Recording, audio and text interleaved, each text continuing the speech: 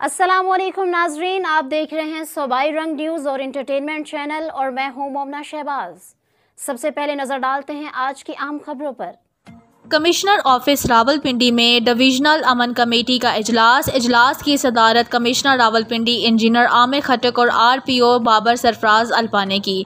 इजलास में डिविजनल अरकान अमन कमेटी, रुकन कौमी assembly Malik Abrar, additional commissioner coordination Syed Nazarat, deputy commissioner Rawalpindi Hasan Waqar Cheema, additional deputy commissioner general Hasan Tariq और डिप्टी कमिश्नर जेहलम चकवाल अटक और मरी ने वीडियो लिंक के जरिए शिरकत की।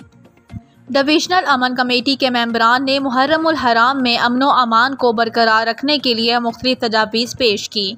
कमिश्नर रावलपिंडी आमिर खटक का कहना था कि उलमाए कराम अमन के सफ़ीर हैं। अमनो अमान कायम रखने में उलमाए कराम का किरदार हमेशा तामीरी रहा है। हमेशा की तरह मजहबी हमाहंगी के फ़रोग़ के लिए उलमाए कराम अपना कलीदी किरदार अदा करें। इंजीनियर आमिर खटक ने मज़ीद कहा कि हमें अपनी सफ़ों में इत्तेहाद पैदा करके शर पसंद अनासिर के नापाक अज़ाइम को नाकाम बनाना होगा।